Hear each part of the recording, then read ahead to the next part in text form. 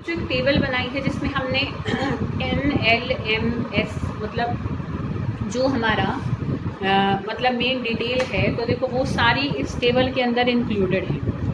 ठीक है, तो इस टेबल को मैं तुम्हें थोड़ा सा डिटेल में मतलब तुम्हें इसलिए दिखा रही हूँ मैं कि ताकि तुम्हें थोड़ा रिजेंबल कर लो। तो इस तरीके के टेबल को अब हम समझेंगे on black board, on white board. ठीक है,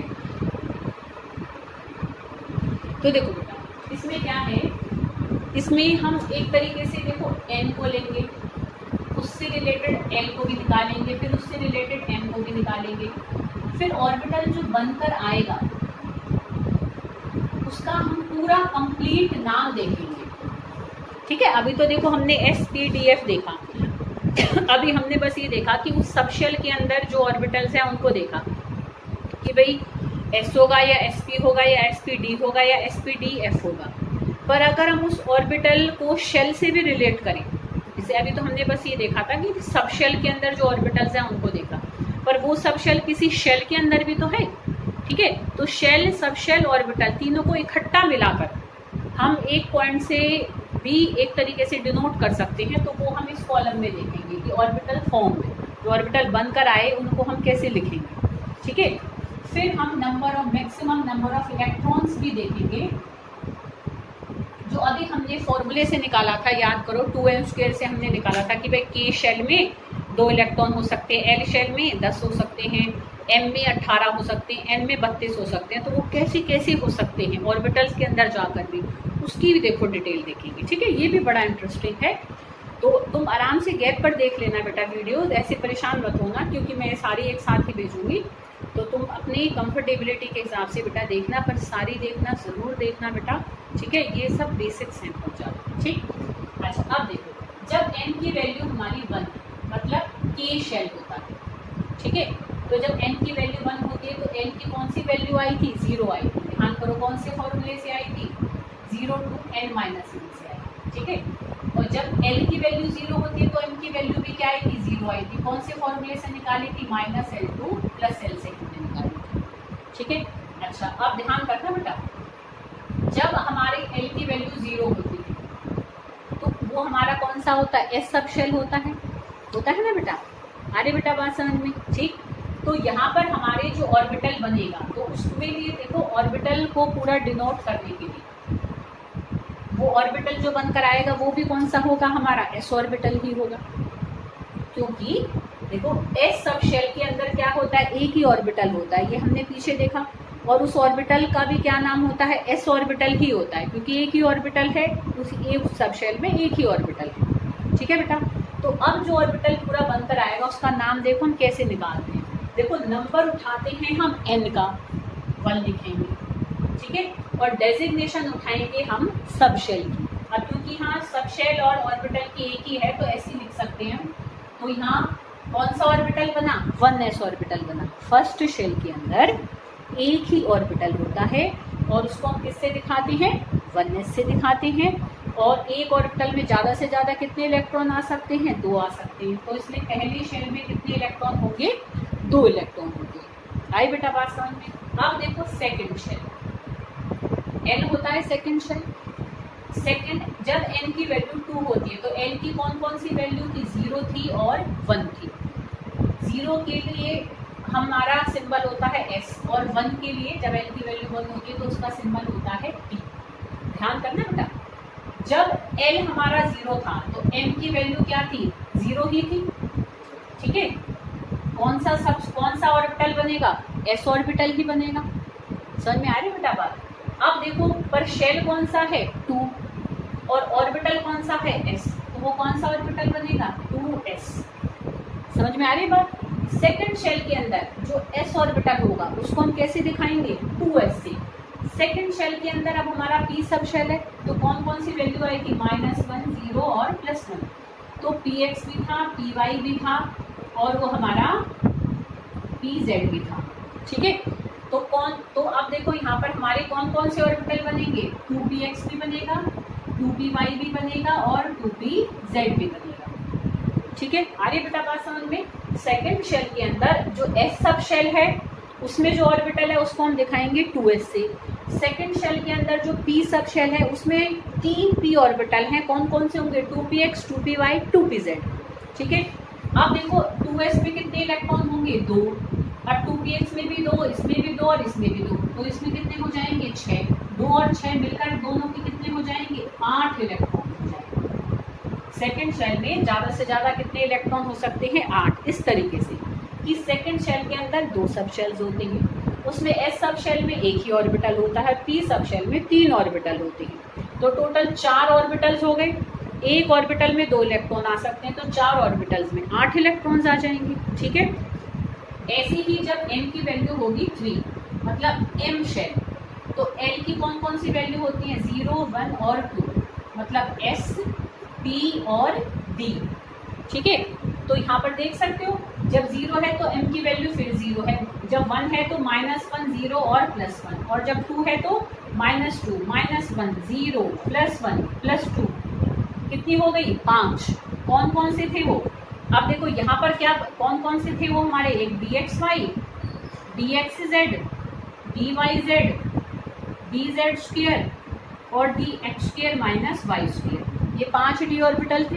ठीक है, तो अब तुम देखो, अब देखना बेटा, जब हमारा क्या है थर्ड शेल का s सब शेल है, तो उसमें एक ही ऑर्बिटल है, कौन से वाला है s।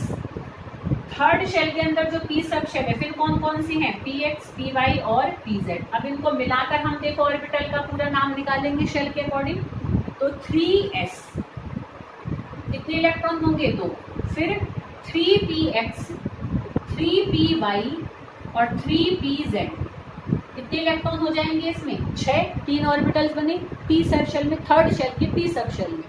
किसी भी शेल का p सब शेल है तो उसमें टोटल 6 इलेक्ट्रॉन होंगे, चाहे वो सेकंड शेल का है चाहे वो थर्ड शेल का है। बस सेकंड शेल का है तो 2px 2py 2pz लिखेंगे, और थर्ड शेल का है तो 3px 3py 3z लिखेंगे। ठीक है, अब थर्ड शेल में हमारे क्या हैं, फिर 5 d ऑर्बिटल्स भी हैं, वो देखो इसी तरीके से बन जाएंगे, 3dxy है ना, 3dxz 3dyz, ऐसे 3dz², 3dx² minus 3dx² - y², जगह नहीं है ना, समझ गया ना। तो 5 d ऑर्बिटल बनेंगे, तो 5 d ऑर्बिटल में मैक्सिमम कितने इलेक्ट्रॉन आ जाएंगे 10, तो 10 और 6 16, 16 को 18, तो थर्ड शेल में टोटल कितने इलेक्ट्रॉन हो सकते हैं 18 इलेक्ट्रॉन। ठीक है, इसी तरीके से तुम सिमिलरली किसके लिए निकाल सकते हो, देखो फोर्थ शेल के लिए आराम से निकाल सकते हो कि उसमें ये 4 सब शेल्स होंगे, पहले शेल में 1 ऑर्बिटल होगा, दूसरे शेल में 3 ऑर्बिटल होंगे, जो चौथा शेल है उसके पहले सब शेल में 1 ऑर्बिटल है, दूसरे सब शेल में 3 p ऑर्बिटल्स हैं, थर्ड d सब शेल में 5 ऑर्बिटल्स हैं, और फोर्थ f सब शेल में 7 ऑर्बिटल्स हैं। तो 7 ऑर्बिटल में 14 और हो जाएंगे, तो 14 और जोड़ दो 18 में, तो टोटल कितने इलेक्ट्रॉन हो जाएंगे 32 इलेक्ट्रॉन हो जाएंगे। ठीक है, तो इस तरीके से हम कंप्लीटली इलेक्ट्रॉन्स का distribution in shell, sub shells, orbitals analyse कर सकते हैं, समझ सकते हैं। ठीक है, सीख सकते हैं with the help of 4 quantum numbers. ठीक है, तो this is all about quantum numbers. इससे रिलेटेड अब एक्सरसाइज हैं, तो उसमें कुछ क्वेश्चंस हैं, तो उसमें से देखो मैंने कुछ तुम्हारे उसमें सॉल्व करके उसकी भी मैंने नोट्स बना दिए हैं, तो पर बाकी मैं एक्सरसाइज टिक करूँगी, तो करना तुम्हें बेटा, कोई दिक्कत हो तो उसको पूछना। ठीक है, अब जैसे मैं थोड़ा सा उसका हिंट में तुम्हें 2 प्रॉब्लम्स करा रही हूँ, तो उसको आप देख लो, इसको मिटाऊँ, क्योंकि टेबल की हेल्प से करोगे तो तुम टेबल पे डिपेंडेंट होकर रह जाओगे। 1-2 प्रॉब्लम्स में देख सकते हो पहले, but try to solve the problems without using this table. देखो, अब देखो किस तरीके के क्वेश्चंस आते हैं। ठीक है, पहले देखो एक हम सिंपल लेते हैं, जैसे मान लो कोई ये कहे कि भाई 3pz के लिए चारों क्वांटम नंबर की वैल्यूज निकालो। किसके लिए 3pz। अब कैसे निकालोगे, चारों क्वांटम नंबर कौन से हैं, एक n निकालना है, एक l की निकालनी है, एक m की निकालनी है और एक s की निकालनी है। देखो n की वैल्यू निकालोगे, बस इस नंबर को देख लो, क्योंकि अभी हमने भी बनाई, तो हमने जो पहला डिजिट लिया था वो किसकी वैल्यू ली थी, शेल की ही वैल्यू ली थी, तो इसके लिए n की वैल्यू क्या होगी 3 होगी। l की वैल्यू किससे निकालोगे, देखो इससे निकालोगे।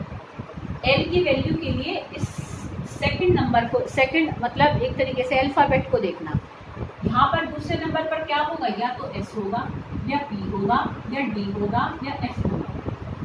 ध्यान करो, ये तो मैंने पहले भी बताया, कहा था ध्यान रखना बेटा, हर हालत में ध्यान रखना। एन की वैल्यू 0 होती है एस के लिए, 1 होती है पी के लिए, 2 होती है डी के लिए और 3 होती है एस के लिए। इसकी हेल्प लेंगे हम। तो अब पी के लिए एन की वैल्यू क्या है 1, यहाँ क्या है पी, तो पी के लिए एन की वैल्यू क्या है 1, तो एन की वैल्यू क्या रखेंगे हम 1, यहाँ से देखकर निकालेंगे। ठीक है बेटा, और एन की वैल्यू कैसे निकालेंगे, देखो पी जेड है, पी जेड के लिए तुम्हें बताई थी, पी जेड के लिए एन की वैल्यू क्या होती है 0, ये याद रखनी होगी, देखोगे ना बारी बारी लर्न हो जाएगी। तो इसके लिए एन की वैल्यू होगी 0 और एस की वैल्यू हम हमेशा ही तुम आंख बंद करके प्लस माइनस हाफ लिखना सबके लिए, क्योंकि कोई इलेक्ट्रॉन किसी ऑर्बिटल के अंदर है तो हमें नहीं पता कि वो ऐसे घूम रहा है कि ऐसे घूम रहा है, पर या तो ऐसे घूम रहा होगा या ऐसे घूम रहा होगा, तो इन दोनों में से ही कोई वैल्यू होगी, तो हम हमेशा दोनों वैल्यूज को एस के लिए लिख देते हैं। ठीक है, एक और करते हैं। मान लो अब कोई क्वेश्चन पूछे तुमसे, जैसे मान लो 4d x² माइनस y² के लिए। ठीक है, तो फिर n की वैल्यू क्या होगी 4, l की वैल्यू d है ना, d के लिए l की वैल्यू क्या होती है 2, n की value dz x² minus y² के लिए फिर वहीं से देखना जहाँ करा रखा है, ये होती है बेटा, इसके लिए होती है +2। ठीक है, और s की वैल्यू हमेशा क्या लिखेंगे प्लस माइनस हाफ। ठीक है, अच्छा अब क्वेश्चन मान लो ऐसे आ जाए 4f के लिए, क्योंकि f की जो फर्दर 7 पार्ट है वो तुम्हें नहीं पता है। ठीक है, तो अब मान लो 4f के लिए आ जाए, मतलब यहाँ अगर डिनोट नहीं कर रखा है, जैसे यहाँ तो फर्दर बता दिया कि भाई p तो क्या बता रहा है सबशेल और pz बता रहा है ऑर्बिटल, यहाँ तो उसने बस खाली सबशेल ही बताया, हमें ऑर्बिटल बताया ही नहीं, फिर भी हमें चारों की वैल्यू निकालनी है। कैसे निकालेंगे, n की वैल्यू होगी 4, l की वैल्यू होगी, f के लिए क्या होती है 3, n की वैल्यू, क्योंकि अब हमें बस f पता है, हमें सबशेल पता है, हमें सबशेल के अंदर कौन सा ऑर्बिटल है ये नहीं पता, तो उस सबशेल के लिए जितनी भी ऑर्बिटल की वैल्यूज हैं सारी लिख देंगे। तो f के लिए n की कौन कौन सी वैल्यू होती है -3 से लेकर +3 तक, सारी वैल्यूज को तुम यहाँ मेंशन कर दोगे, because here we don't know about the orbital. तो ऑर्बिटल यहाँ मेंशन ही नहीं है तो हम किसी पर्टिकुलर ऑर्बिटल की वैल्यू तो लिखेंगे नहीं, तो उस सबशेल में जितने भी ऑर्बिटल्स हैं, जितनी भी वैल्यूज हैं, सबको मेंशन कर देंगे। ठीक है, और s की वैल्यू क्या होगी प्लस माइनस हाफ। एक तो इस तरीके के क्वेश्चन है, एक दो बेटा ऐसे भी क्वेश्चन है उसमें कि कोई ऐसे पूछ सकता है कि Y 1p is not possible, है ना, कि भाई देखो 1p कभी भी नहीं बन सकता। देखो हमने अभी बनाई भी, ध्यान करो 1 के अंदर जब n की वैल्यू 1 थी, फर्स्ट शेल में हमने खाली 1s बनाया, 1p तो नहीं बना था, टेबल में देखना। ऐसे ही हमने सेकेंड शेल में क्या बना था 2s और 2p बना था, 2d तो नहीं बना था। तो कई बार जो नहीं बन सकते उन पर क्वेश्चन आता है कि क्यों नहीं बन सकते। अब हम इसका आंसर देखिए 1p क्यों नहीं बन सकता। 1p के लिए तुम निकालो, n की वैल्यू क्या होगी 1 और l की वैल्यू भी क्या आएगी 1 आएगी, क्योंकि p के लिए l की वैल्यू 1 होती है। तो n और l की वैल्यू कभी भी बराबर नहीं हो सकती, क्योंकि l निकालने का फॉर्मूला क्या होता है 0 to n-1।